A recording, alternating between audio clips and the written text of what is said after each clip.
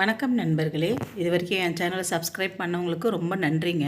இன்றைக்கி ஒரு தீபாவளி ஸ்பெஷல் பலகாரம் ஆட்டி சுடும் முறுக்கு, ஈரமாவு முறுக்கு இல்லையா, அது இன்றைக்கி எப்படி செய்கிறதுங்கிறத பார்க்கலாம். நான் இன்றைக்கி ஒரு ஆளாக்கு புழுங்கல் அரிசி எடுத்து 2லேருந்து 3 மணி நேரம் வரைக்கும் ஊற வச்சுருக்கேன். ஒரு ஆளாக்கு உளுத்தம்பருப்பு எடுத்து மிதமான தீயில் பொறுமையாக வருங்க.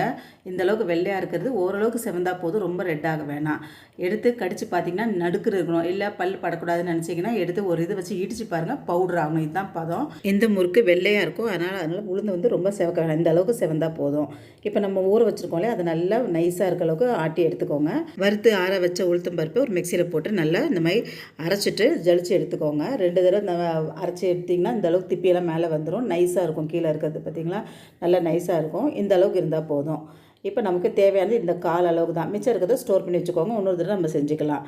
இப்போ ஈரமாவில் கொஞ்சம் சீரகம் மட்டும் போடணும், உப்பு, எள்ளு நான் போட மாட்டேன், இது என்னன்னு தெரியல, எங்கள் வீட்டில் அது போட மாட்டாங்க, அதனால் நான் அதை அவாய்ட் பண்ணிக்கிட்டேன். இப்போ அந்த உளுத்த மாவை கொட்டிட்டு எல்லாத்தையும் இப்போ பிசைஞ்சு எடுத்துருங்க.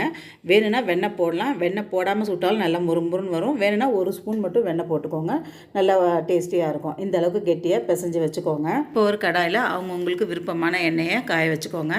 காய வச்சுட்டு எண்ணெய் காயும் போது இந்த சைடு முறுக்குக்கு தேவையான அந்த முறுக்கு உலக்கு, அப்புறம் அரிகரண்டி 2 எடுத்து ரெடி பண்ணி வச்சுக்கோங்க. இதெல்லாம் ரெடி பண்ணி வச்சிட்டோம்னா நம்ம சுடுறதுக்கு ஈஸியாக இருக்கும். இப்போ கொஞ்சோண்டு எண்ணெய் எடுத்து அந்த அரிகரண்டி கவுத்தி வச்சுருக்கோம் பார்த்திங்கன்னா, அதில் மேலே தடவிக்கோங்க. ஏன்னா நம்ம இதில் தான் புளிய போகிறோம், டேரெக்டாக ஆயிலில் புளிய போகிறது இல்லை. எண்ணெய் தடவுன அந்த கரண்டியில் கொஞ்சம் கொஞ்சமாக சின்ன சின்ன முறுக்காக எடுத்து புளிஞ்சு வச்சுக்கோங்க. ஒன்று மேலே ஒன்று இல்லாமல் அகலமாக முறுக்கு புளிஞ்சிங்கன்னா உங்களுக்கு சீக்கிரமாக வெந்து நல்லா மொறுமொறுன்னு கிறிஸ்பியாக இருக்கும். இப்போ எண்ணெய் நல்லா காஞ்சிச்சான்னு ஒரு தடவை செக் பண்ணிவிட்டு நல்லா காயிற எண்ணெயில் இந்த முறுக்கு 1 2 எவ்வளோ ஆயில் இருக்கோ அது அந்த மாதிரி போட்டு எடுங்க. பாருங்கள், இப்போ எவ்வளோ பபுள்ஸாக இருக்குது பார்த்தீங்களா. இது பிகினர்ஸ்க்காக சொல்கிறேன் நான். இவ்வளோ ஆயிலில் பபுளாக வருது.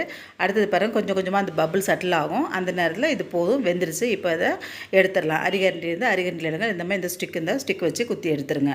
அதே போல் ஒவ்வொரு ஈடு போடும்போதும் எண்ணெய் நல்லா காஞ்சிருக்கணும். அடுத்தடுத்து உடனே போடாதீங்க, ஒரு 2 நிமிஷம் காய வச்சுட்டு அடுத்த ஈடு போட்டிங்கன்னா தான் முறுக்கு நல்லா கிறிஸ்பியாக ஒரு இல்லைன்னா ஒரு மாதிரி ஜவ்வு ஜவ்வுன்னு இருக்கும், நல்லா இருக்காது.